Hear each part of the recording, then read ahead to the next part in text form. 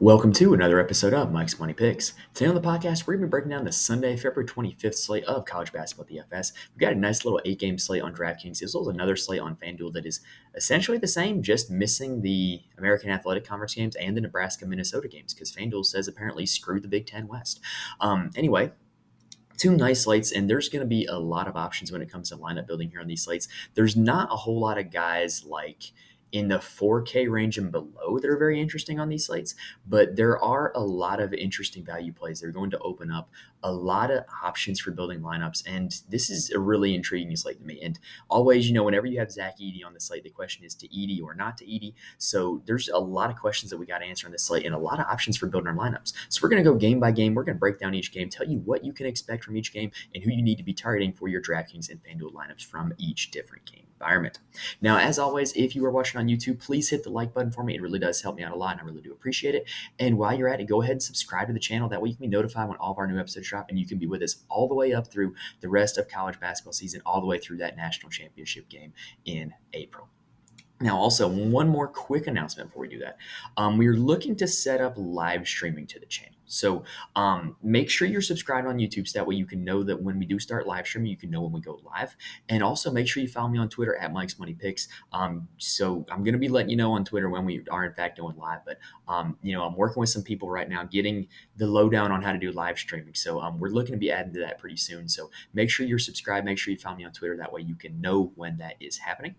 And also, join the Fantasy Corner Discord. The link is in the description on YouTube as well as on the audio feed. Basically, the Fantasy Corner Discord is a lot of smart people who play DFS for a lot of different sports, but the best chat going in there right now is the college basketball chat. We've got a ton of great minds in there who bring a lot of good information on a daily basis and constantly talking plays, strategies, lineups, and it's just a great place to be if you want to get smarter and get better at college basketball DFS, and then sweat it out together with the community is a blast as well. So join that if you have not already. I cannot recommend it enough if you're looking for people to talk about DFS with. Now, I do want to go on, I don't want to say a rant, but I want to go ahead and talk about the topic du jour in college basketball today. So, which, if you did not know, is court storming. So if you don't want to hear my thoughts on court storming, then just skip ahead for a minute. But I want to get this out there because I do feel like I can provide some perspective on this that not a lot of people have. So when it comes to court storming, I come from this with the high school perspective because I coached high school basketball for a few years. I took this year off to, spend more time with my baby daughter and look to return to it next year. So that's just my perspective on this, right? And last year, we beat our biggest rival on our home court in a nail biter game with a packed house crowd, right? And naturally, all the students, the big student section, they wanted to storm the court because that's the cool thing to do when you win a big game in basketball, right? And so everybody wanted to do it, but because it's high school and because we're not dealing with 15,000 people, we're dealing with 1,500 people. We were able to have a lot of teachers, administrators, coaches of other sports, athletic directors, assistant athletic directors able to be there near the students to be like, hey, like, just wait, just wait. And once the handshake line was over, they stepped aside, let the students storm the court, and everybody had a blast, right? Because it was done responsibly. The other team was off the court at this point. There were no fights. There were no incidents. It was a blast, right? And to me, that's what college basketball should do.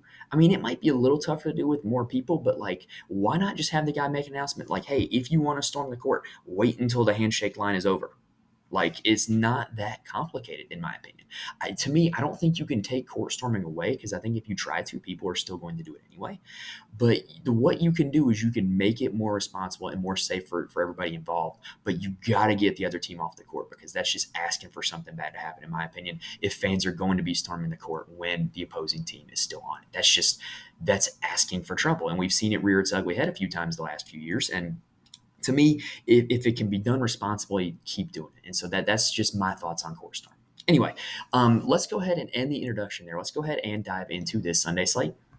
All right, so the first game on the slate is a battle in the Big East between Creighton and St. John's. That is the slow laterally St. John's Red Storm. I'm going to continue to call them that ever since Rick Pitino dropped that quote, about all of his guys being slow laterally. That's just, it's great. Anyway, Ken Palm has this one projected to be 76 to 73 in favor of Creighton for 149 point total. That's pretty solid. These two teams have played already this season. In the first meeting, Creighton won 66 to 65. There was that controversial foul, no foul like sequence where Creighton kind of got the favorable whistle like two times in a row, and that game kind of ended with a lot of controversy.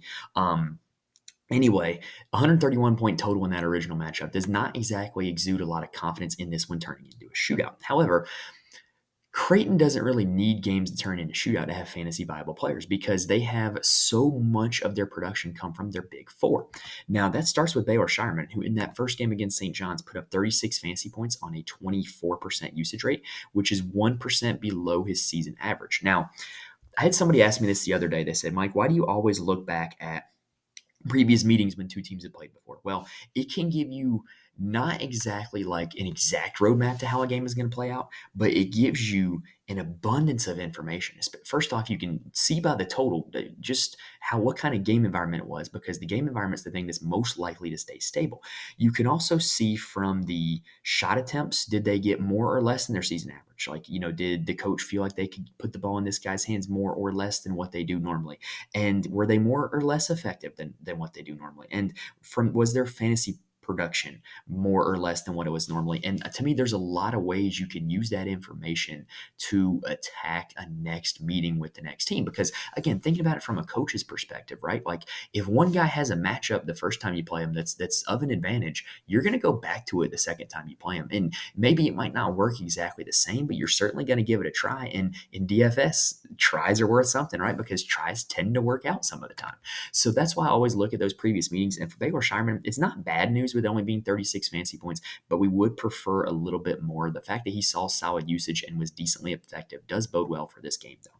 Trey Alexander in that game was not a success, though. He only had 22 fantasy points in that first meeting against St. John's. He is a little more shot dependent than Baylor Shireman is. So I would personally rather play Shireman than Alexander. Kalkbrenner only had, or I'm sorry, I shouldn't use the word only. He did have 41 fantasy points in that game against St. John's, which was very effective. St. John's, not exactly the best rebounding team, so that does not shock me that Kalkbrenner had a lot of success against them. And both Alexander and Kalkbrenner were right around their season average in terms of usage in that game as well. So among Creighton's, top three, Kalkbrenner probably is going to get more of confidence from me, followed by Shireman and then Alexander. But we got to talk about Stephen Ashworth. So back in that game against St. John's, he was only 5,500, put up 20 fantasy points, but he has seen a rise since then that has been very fast. He's had 6 straight games of 27 fantasy points or more. Misread my note there. And so 6 straight games of 27 or more, like 27 is 4x value for what his salary is currently at. So I'm definitely willing to give a ride to Stephen Ashworth against the St. John's defense that is not great. Again, they're very slow laterally, according to Rick Pitino. Now, after that, like the 5th spot is going to be a variation between Mason Miller and Francisco Farabello. Like if you want to give one of those guys a run, knock yourself out. But like Creighton doesn't play a lot of guys. So that top 4 is really where I would concentrate my efforts. Now, on the St. John's side, they are a hard team to evaluate because they change the rotation so much, and it's really annoying because you really don't know what to expect from them game in and game out. But over the course of the season, Danis Jenkins has been their usage leader. He has been their best, most consistent offensive player. He's not super shot dependent because he does put up a whole lot of peripherals, but that game against Creighton was his low in the last month and a half. He only put up 21 fantasy points in that game, was 5 for 17 from the field. So the usage was there, the shot attempts were there. He just wasn't very effective. So, I mean, he's a guy that you could give a shot, especially if you want to game stack it. But $8,000 for a guy who was not successful against this team the first time they played him, not exactly a situation I want to be targeting when there's a whole lot of other guys in the 8K range that I like better. Joel Soriano has also kind of been the second most dependent guy on St. John's, even though he did have a little bit of a stretch where he wasn't playing a whole lot of minutes. He had 31.75 in that first meeting against Creighton, which is not bad. Last game against Georgetown, 32. Game before that against Seton Hall, 37. And he's non-dependent on shooting to get there. Like, he really just needs to get you a double-double, and he'll have a chance to hit 4x value. So not a bad play in my opinion. But the rest of the guys, this is when it really gets murky, because you never really know from Ledlam to Luis to Dingle. You never really know who's going to go off. And then there's a whole lot of just, for lack of a better term, NPCs that they play. Guys that are just out there that don't really do a whole lot, don't really put up a whole lot of fantasy points. But Ledlam, Luis, and Dingle all do have a legitimate ceiling. I would probably be the most partial to Dingle out of that group.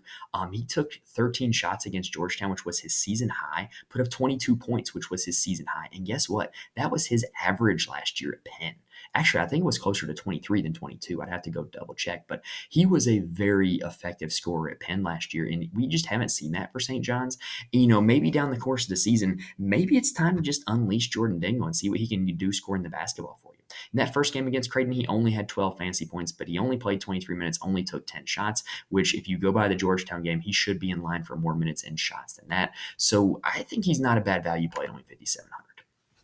On to game number 2, we've got Maryland taking on Rutgers. And this game is, well, it's a game. It's projected to be 60 to 59, according to KenPom, in favor of Rutgers. That is a total of 119 points, which is the lowest of the slate. But get this, there's more. The previous meeting between these two teams was 56 to 53 in favor of Rutgers for 109 total points. I mean, you might as well just break out the Chuck Taylors and the Peach Baskets, because that's the era of basketball that these two teams were playing in. Both of these teams rank in the top 10 of defensive efficiency on KenPom. Maryland ranks outside the top 300 in tempo. So you got two very good defensive teams that aren't going to see a whole lot of possessions and aren't going to see a whole lot of scoring. So this is not a recipe for fantasy goodness. In that first game, only 2 players in the entire game hit 4x value, and it was Jameer Young and Julian Reese of Maryland. Of Maryland. I almost said of Rutgers, but I corrected myself, said of Maryland.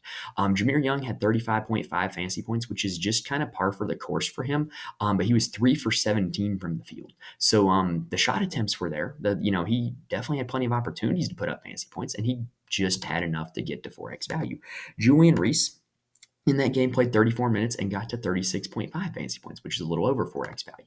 So those two guys, because they eat up so much of the shots and usage on this Maryland side, even though the game environment is terrible, I think they could still get there because they're used to playing in terrible game environments. So I would probably only be inclined to target those two guys on Maryland. There's a lot of guys after them that play minutes, but it's going to be Young and Reese that have the ball in their hands. Deshaun Harris-Smith is a very promising-looking freshman, and every time I watch him, I feel like he's good at basketball. But then you go look at the fantasy total, and it's like, oh, he only has 11 fantasy points. So, which is what he did against Rutgers, coincidentally. So, just not really interested in targeting a whole lot of other guys on Maryland for that reason. Rutgers, what is worth noting is that Mawat Mag missed last game, and they moved Andre Hyatt into the starting lineup. Might that be what Andre Hyatt needs to get going? Possibly. There's a chance. At only $5,300, it doesn't cost a whole lot to find out. Not a whole lot of people are going to be playing him. It might be worth a look. And then you also have for Rutgers, we got to talk about Jeremiah Williams. So he was just recently added to the lineup. He has only played 6 total games. And against Maryland, he put up 23 fantasy points the first time, which was not bad for the salary that he was at. But for the salary he's at now, it would be pretty bad. If he were to play a full minute load like he did against Minnesota, then you might have a chance for him to hit 4 or 5x because he does play with an incredibly high usage rate. But I think you can just cross this game off altogether and be totally fine. Next up, we have a battle in the American Athletic between SMU and USF. It is projected to be 73 to 70 in favor of SMU. That is according to KenPom. SMU, we've seen them on a ton of slates. They seem like they always play Thursday, Sunday for whatever reason. It's like they have an NFL schedule. We kind of know who they are at this point. Zurich Phelps and Chuck Harris are their 2 lead guards. One of them is going to lead the team in usage. Against FAU, both of these 2 guys had over a 30% usage rate, but neither of them got to 4x value. That's it's kind of hard to do, if I'm being honest. But they do have a history of one of them getting there. but like they don't really get there together. So if you're like using an optimizer or like you're making rules or something like that, play Phelps or Harris. Don't play both. But in this matchup against USF, there's definitely a chance that one of them gets to at least 4x value. We also know who they are at the center position. They're going to split minutes between Tyreek Smith and Keon Ambrose Hilton, which caps both of their upside. But I mean, it's worth looking at against a team in USF that's not exactly great at defending the center position. So just know that those two guys are going to split minutes. Now, what's also interesting is Thursday night, they kind of yanked Samuel Williamson and BJ Edwards. They did not play a lot of minutes at all. And in favor of, or excuse me, what they did was they played Jaheim Hudson and Ricardo Wright in favor of Williamson and Edwards. So maybe Wright and Hudson might be worth a look. Wright didn't do a whole lot with those minutes, though. He was 0 for 7 from the field, but he has had big games before. Jaheim Hudson was kind of the same deal, was only 1 for 2 from the field, but he has had bigger games before.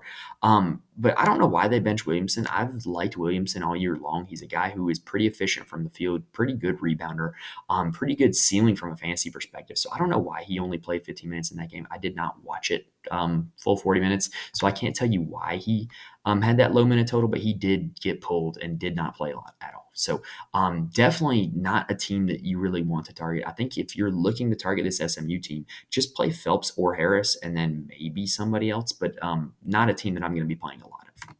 Now, the USF side also has a starting lineup note that we got to talk about. Kayshawn Pryor has been their leading fantasy scorer on the season, and he has come off the bench in the last 2 games, and it's had mixed results. Against FAU, he only put up 9 fantasy points, but then against UTSA, he put up 36 fantasy points.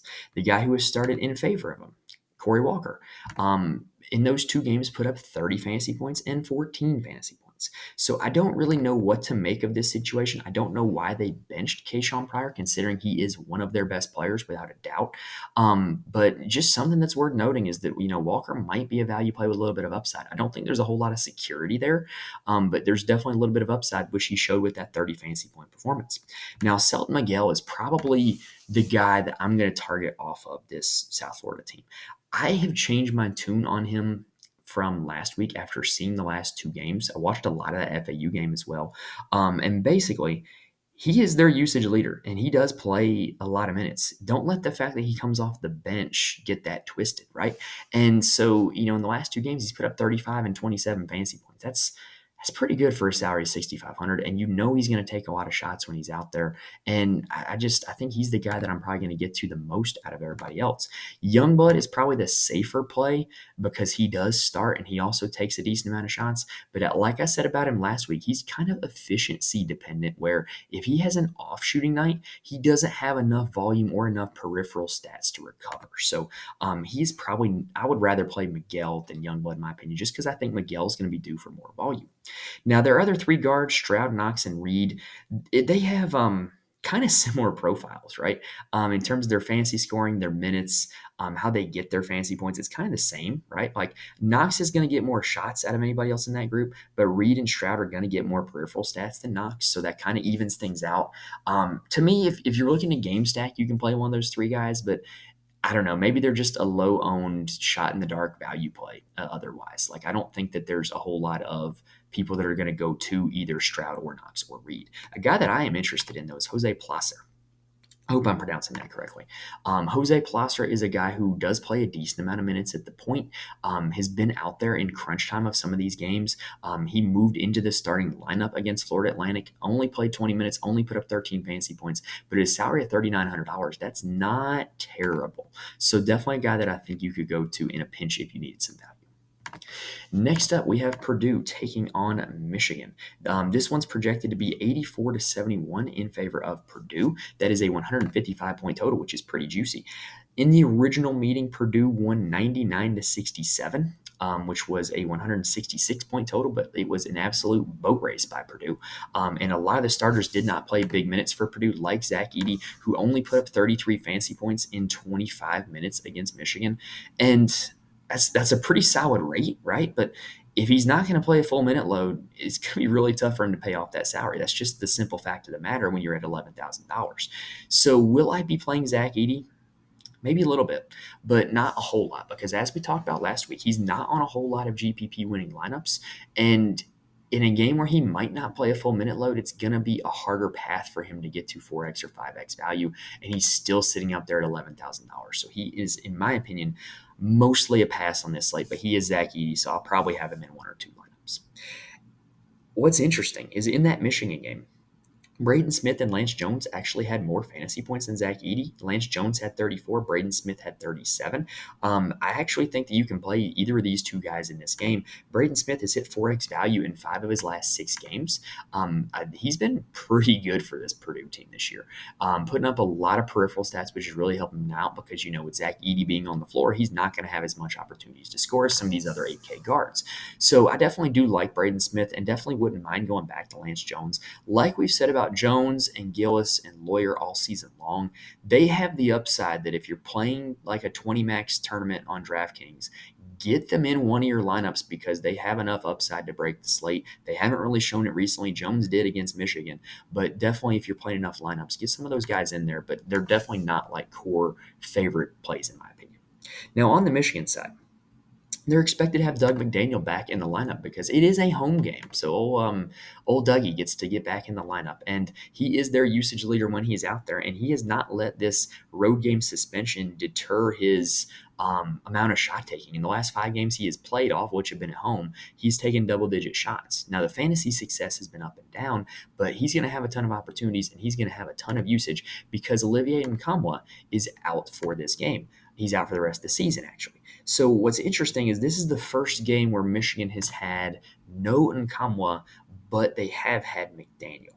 In the last game they played, they did not have either Nkamhoua or McDaniel. And in that game, Terrace Reed Jr. was the guy who led the team in usage, only put up 24 fantasy points, though, which is not bad, but not great for a guy his salary of $7,300. And then in that original game against Purdue, he did play a lot, but he only put up 21.5 fantasy points. Look, it's just not an enviable task to play a center going up against Zach Edey. So Terrace Reed, maybe if he were cheaper, I might be interested, but I'm probably just going to have to pass where he's at. Terrence Williams is an interesting one because he was very effective in their last game without Nkamhoua in the lineup. Played 36 minutes against Northwestern, put up 25 fantasy points. That's really solid. And then the original game against Purdue, he played 27 minutes and put up 23 fantasy points, which in terms of fantasy points per minute perspective, that's not bad at all. So I definitely think Terrence Williams is going to make my list of value plays that I'm going to play as well. I do not know what they're going to do at the off-guard spot. Namari Burnett's been really efficient without McDaniel in the lineup, but he hasn't taken as many shots when McDaniel is in. Jalen Llewellyn has been a solid fill-in for McDaniel, and he even started one game that McDaniel was active when Terrence Williams was out. So I don't know if Llewellyn's going to be completely out of the rotation, but I don't expect him to start in this game now that Williams is back.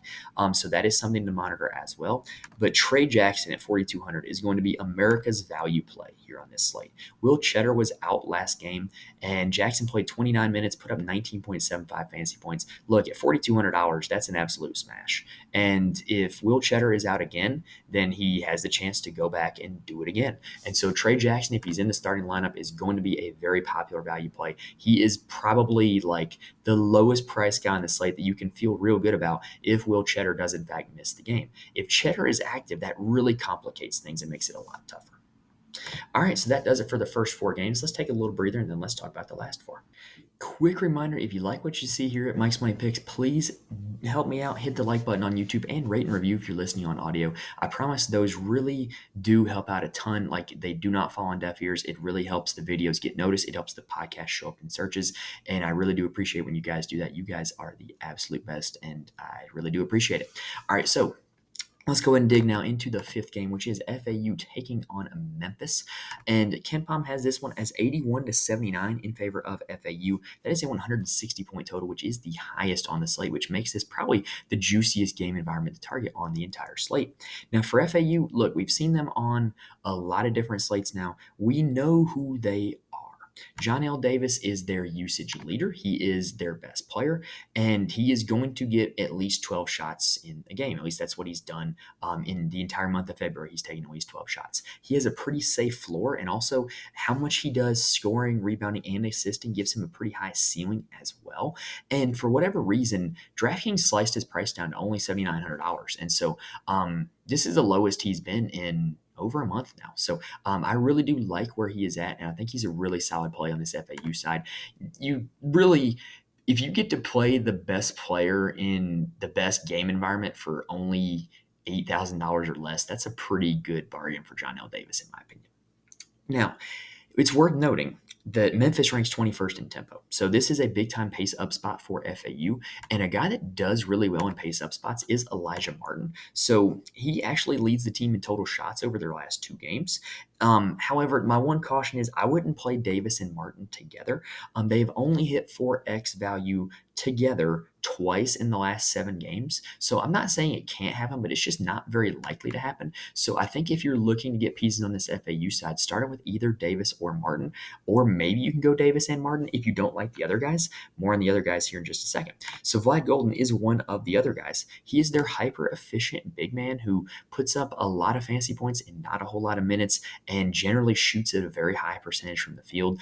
I like Vlad Golden. I like his game, but he has a pathway to a ceiling in DraftKings and FanDuel, but it's a very narrow pathway because he's not going to play north of like 32 minutes. He's not going to get north of like 10 shots very often. And so you're dependent on him making big time advantage or taking advantage of his looks and getting a lot of rebounds, which Memphis is not a great rebounding team, or historically has not been a great rebounding team. More on that in a second. So maybe Vlad Golden's worth a look. If not, his backups, Rosado and Carroll, are both great offensive rebounders. Rosado is now back in the lineup after injury, only played 13 minutes against SMU, but only needed 13 minutes to put up 10 fantasy points.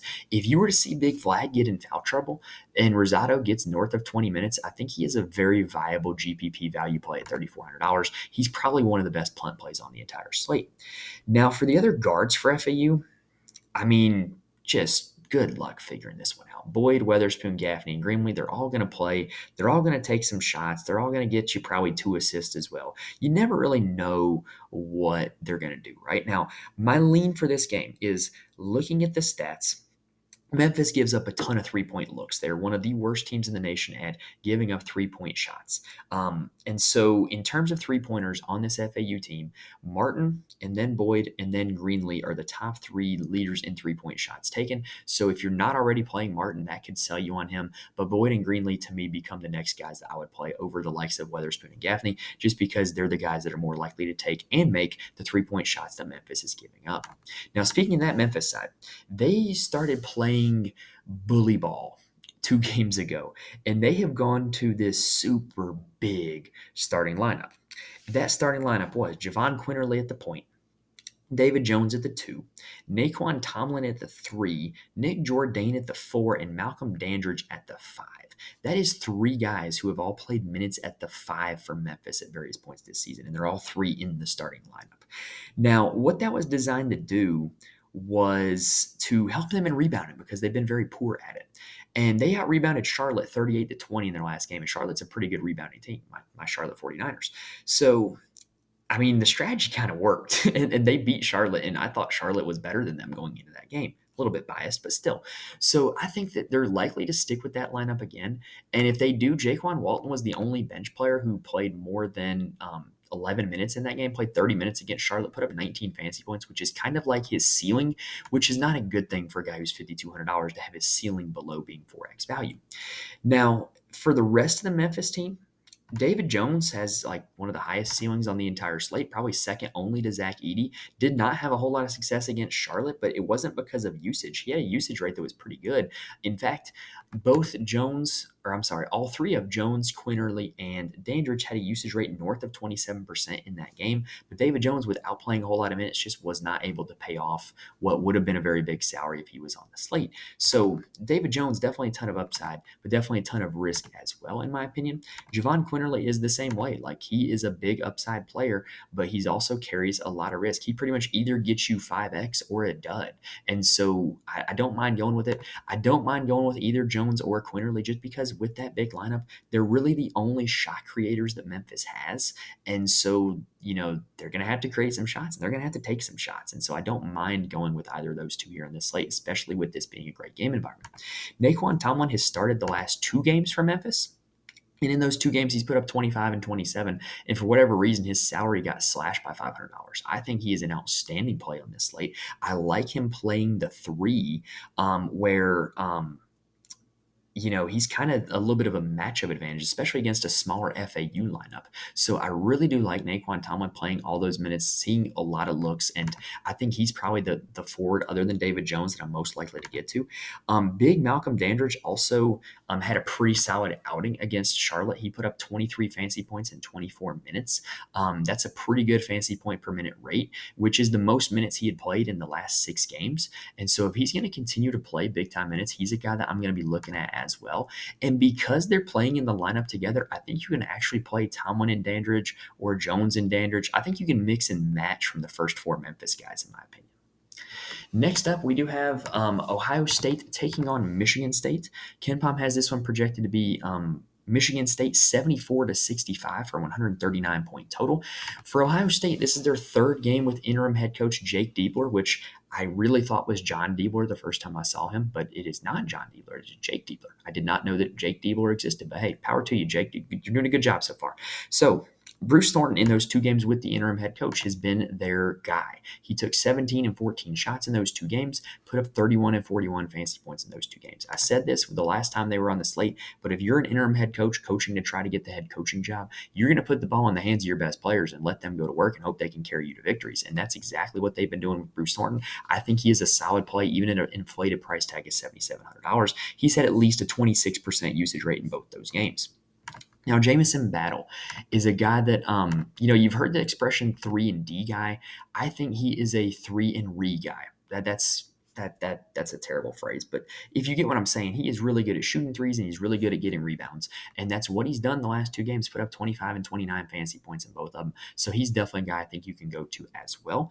Michigan State tends to give up a lot of 3-point shots, so definitely a guy that could attack that. Roddy Gale Jr. to me serves now as a pivot off of Thornton. He kind of had this back and forth with Thornton where they were kind of this dynamic duo in the backcourt, but the last 2 games, it hadn't been a dynamic duo. It's been like the hero and the sidekick. And so Roddy Gale has been the sidekick. He's put up 15 and 20 fantasy points, taken 6 and 7 shots. Bruce Thornton has taken more shots than that combined in both games. So definitely, I think he's a pivot off of Thornton as opposed to a guy that you can stack with Thornton. And for the rest of this Ohio State side, they're just not great at targeting DFS. Mahaffey is dependent on peripherals. Can you play him? Yeah, but is he likely to get a lot of peripherals against Michigan State? No. Felix Opara just is a cross-off to me. He just hasn't looked good recently. In his last 2 games, he's put up a combined 8 fantasy points. Zed Key, so I've had a lot of back and forth with my guy Jason in the Discord about this, where he's an Ohio State fan and he thinks that Zed Key is cooked, and I keep believing in Zed Key, and yeah, he's kind of cooked. In the last 2 games, he has played more with Jake Diebler as the interim head coach, but he's put up 22 and 10 fantasy points in those 2 games.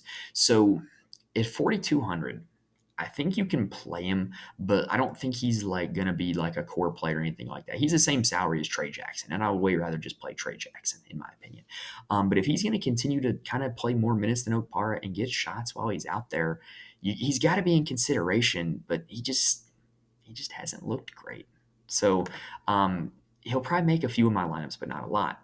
Do not sleep on their freshmen, though, because they really want these freshmen to stay if they want to have any kind of future with whoever the next head coach is. And so that would be Royal and Middleton. Those 2 guys are going to see more minutes as the season comes to an end. We saw this happen with Roddy Gale last year, where he was a really cheap play on DraftKings and they started giving him more minutes and he really started paying off. So maybe not this slate, but just something to keep an eye on. Keep an eye on the minutes and the usage of Royal and Middleton going forward. Now on the Michigan State side, they're interesting. So I did some deep diving on them. So pretty much on most nights, Hall or Walker, Malik Hall or Tyson Walker are going to lead them in usage. Both of them have incredible ceilings. Their salaries, they have legitimate 6x ceilings. But they don't get there together. In fact, in the last 9 games, Malik Hall and Tyson Walker have not hit 4x value together in the same game in any of the last 9 games. So just don't play them together, in my opinion. But I think that both of them have such a ceiling that if you're playing GPPs and you're playing enough lineups, you have to get exposure to them at some point. And I kind of think that this is a chance that they could have a really good game against Ohio State, but I wouldn't play them together because the proof's in the pudding in the game logs. They don't get there together at all. So definitely Hall or Walker situation for me, and I definitely am going to play some of both of them. However, AJ Hoggard will have these random nights where he leads the team in usage, and he is such an assist guy that I think you can play him with either Tyson Walker or Malik Hall. And we've seen smaller guards do well against this Ohio State team. You talk about Elijah Hawkins from Minnesota. You talk about Jameer Young from Maryland. Like, Ohio State has not been great against the point guard position, and so maybe AJ Hoggard can be a guy who can take advantage of that. After those three, Carson Cooper's really the only interest I have because Matty Sissoko is like out of the rotation. Jackson Kohler comes in, takes 2 post hooks, and goes right back to the bench. Carson Cooper is playing legitimate minutes, and he's got a decent fantasy points per minute rate. And so if he stays out on the floor long enough, he can hit 4x value. So he's probably the only other guy I would consider. I would much rather see him at like $4,100 as opposed to $4,900 though. Now, next up, we've got 2 games left, y'all. Next up is a battle in the Big East between Xavier and Marquette. KenPom has this one projected to be 81-72 in favor of Shaka Smart's Marquette Golden Eagles. Now, for Xavier, look, we've seen them on a lot of slates. We know who they are. They've got a big 3 guards in Olivari, Mignite, and Claude. Desmond Claude is traditionally my favorite of the Xavier guards, and he's at a very affordable price tag on DraftKings at $6,900. He has led them in shots in 2 of the last 3 games, and he is generally the guy on this team who's going to put up the most peripheral stats in terms of rebounds plus assists. What's weird, though, is you can go back and look at this. About 3 weeks ago, there was like a flip where all of a sudden Olivari started getting significantly more rebounds than Desmond Claude. I don't know why. I don't know what the cause of this was, but it's what has caused Olivari to kind of help hit his ceiling in fantasy a few times since then. But the problem is now, because he has had those ceiling games, like 71 fantasy points against DePaul, now Olivari is priced up at 8,800, which I would much rather play Claude at 6,900 than Olivari at 8,800 when Claude has outshot him in 2 of the last 3 games, and Claude generally puts up more peripheral stats. Whether or not that rebounding will ever flip back to Claude, I don't know, but I'm definitely not paying 8,800 for Olivari when there's other guards on the slate priced lower that I have much more hope for. Now, what was really interesting was you had Sean Miller in a press conference saying that he was going to shake up the forward rotation for Xavier. And in their last game, it looked like he was going to. He moved Sasa Siani into the starting lineup. But Siani only played 11 minutes, only took 2 shots, only put up 1.5 fantasy points. Not exactly much of a shakeup. And then, Kachi Nze, the previous game, played 20 minutes, put up 19 fantasy points. Looked good, in my opinion. And then against Providence, he plays 1 minute, does not put up any counting stats, 0 fantasy points. Gaius Namiksha started at power forward and played 21 minutes, put up 14 fantasy points, which if you look at his game log is kind of what he had been doing. So that wasn't really much of a shakeup at all. So really, the only guy that could have gotten shaken up was Abu Usman, who was moved from the starting lineup to the bench. And how did Usman respond? Usman played 27 minutes, put up 38 fantasy points. So by shaking up the lineup and shaking up the rotation, all he did was take his best big, bench him, and motivate him to play the best game that he had in the last month. That's what happened. And so it's weird how that's how it worked out because nobody played Usman, especially after he was announced to not be in the starting lineup. But if Usman is going to play like that, whether he's coming off the bench in the starting lineup, whether he's I don't care where he comes from. If he's going to play 27 minutes and put up 38 fantasy points, he's got a shot. Over the last 2 years, we've seen bigs against Marquette have really good days. And so Usman is a guy that you definitely have to consider at 5,700. Personally, I would rather play Naquan Tomlin at 59 than Usman at 57, but I do like the upside of Usman, especially if he is coming back with a vengeance after Sean Miller moved him to the bench. Now, on the Marquette side, Xavier allows assists at the 5th highest rate in all of college basketball. Got that? Tyler Kolek has the 4th highest assist rate out of any player in all of college basketball. You got that? Tyler Kolek also just set the single game school record for assists against DePaul with 18. there's a recipe for Tyler Kolek to put up 20 assists in this game against Xavier. Last game against DePaul, Tyler Kolek took 2 shots, and because of all those assists, put up 34 fantasy points. He's only $8,600 because of that performance where he quote unquote only put up 34 fantasy points. He has had legitimate 61 fantasy point ceiling. He has hit 60 twice this season. He has hit 48 other times, 53 another time. So he has an incredible ceiling. And in a game that's going to be closer than the one they played against DePaul, he is going to take more shots. And because of how much assist Xavier gives up and how much assist he gets, this is like the perfect recipe for a Tyler Kolek ceiling game. He is one of my favorite plays on the entire slate. Now, if you're thinking, well, Mike, he's getting all those assists, so somebody's going to be getting those assists and getting the buckets, right? Absolutely. So that person is very likely to be Oso Iguodala, who is their big, who has been very efficient from the field recently. And we have seen bigs go off against Xavier this season. So I really do like Oso. He tends to play a ton of minutes. Very safe option at the big position at $8,200. Cam Jones could also be the benefactor of some of those assists.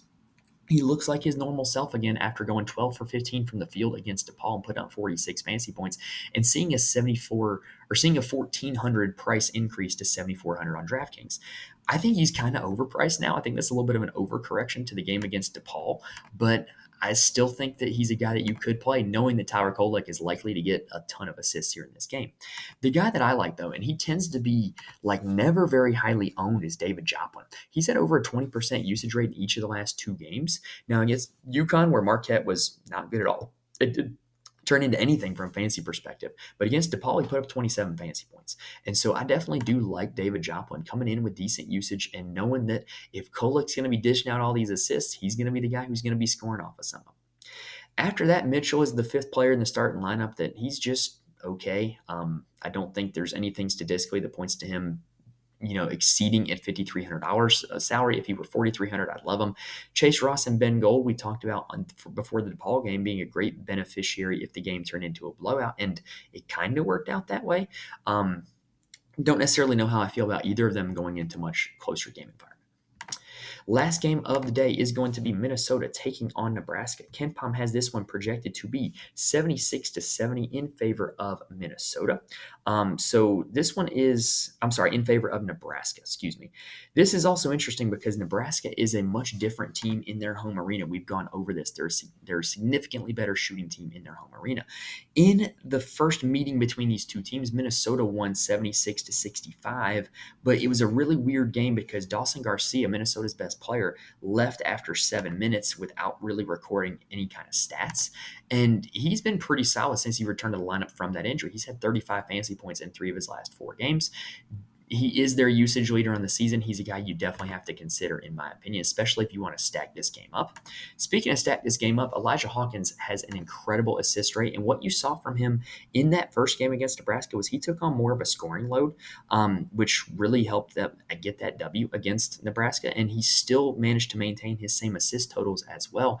He's a guy that assists on a lot of baskets. And in the last 2 games, he's put up 37 and 42 fantasy points. As we come down the stretch of the season, he's starting to be more of a scorer in addition to all these assists he's been getting. So to me, this is a really solid recipe for a good game from Elijah Hawkins. I'll be honest, those are kind of the 2 guys that I'm really considering from this Minnesota team, just because recently so much of their usage has been concentrated around those 2 guys. I'm probably not getting to a whole lot of other plays on this Minnesota team. Now, on the Nebraska side, Rink Mass did not have a good game in the first game against Minnesota, but he is a pretty solid option in general. He has a legitimate 60 fantasy point ceiling, which he did against Ohio State about a month ago. So he's a guy that you got to consider, but just know you're not paying for any kind of security, in my opinion. But he is at a very low price tag at $7,100. So you're getting a guy where you can kind of buy the dip and be early to him. And I think that's definitely an option against a Minnesota team that has given up big games to the forward spot. In that first game, Bryce Williams was Minnesota's best player. He was up to his normal stuff where he just put up a ton of peripheral stats. In that game, he had 38 fantasy points, 18, 6, and 4, along with 3 steals. So definitely a guy that you can go back to, in my opinion. And he showed it again against Indiana earlier this week where he put up 33 fantasy points. For whatever reason, people don't play Bryce Williams very often at all, but I love playing him just because with how much of the peripheral stats he gets, he gives himself a lot of pathways to success, right? Like some days he's going to get a double-double with rebounds. Some days he's going to put up 8 assists. Like he can just get you fantasy points in a variety of ways. It just gives him a little bit more of a chance to do it, right? And he's also a former Charlotte 49er, so I got to rep for my guy a little bit. So I really do like Bryce Williams at $6,300 here on this slate. KZ Tominaga, we've talked about, he is a significantly better shooter at home. And so, if you follow that trend, then he could potentially have another eruption shooting night. He does have a legitimately high ceiling. In his last 5 games, he's had 31 fantasy points against Indiana and 40 fantasy points against Illinois. So definitely a guy that you can consider for your lineup with the shooting boost at home and knowing that he can get hot and put up a lot of points. All right, so that does it for this Sunday, February 25th, February 25th slate of college basketball DFS. Reminder, if you do want more from me, there's a few places you can go. You can follow me on Twitter at Mike's Money Picks. Join the Fantasy Corner Discord. We mentioned in the intro, but I believe we have the best Discord in all of college basketball DFS. Join it if you want to get in on that action. And also, if you want to know from all this information who actually makes my lineups, head on over to the Patreon, patreon.com/Mike's Money Picks. For every college basketball slate, I write up my core plays as well as kind of my lineup strategy and attack strategy for each slate. And there's not a whole lot of people doing that for college basketball right now. So you can go there for a very reasonable price and get access to all that. I'm not going to sit here and guarantee that you're just going to instantly win by playing those guys, but I think that you can get a lot of sound good information and a lot of knowledge and logic on how to build lineups for college basketball DFS. All right, so that does it for this episode, guys. If you like what you saw, please hit the like button and please subscribe to the channel and the audio feed so that way you can be notified when new episodes drop and you can be with us for the rest of the season. But yeah, that pretty much does it. I hope to be back for the big Monday slate tomorrow night. So if you're subscribed, you will be able to know when that drops. But yeah, thank you guys for listening and watching to this point. Best of luck to you on the Sunday slate, and I will see you next time.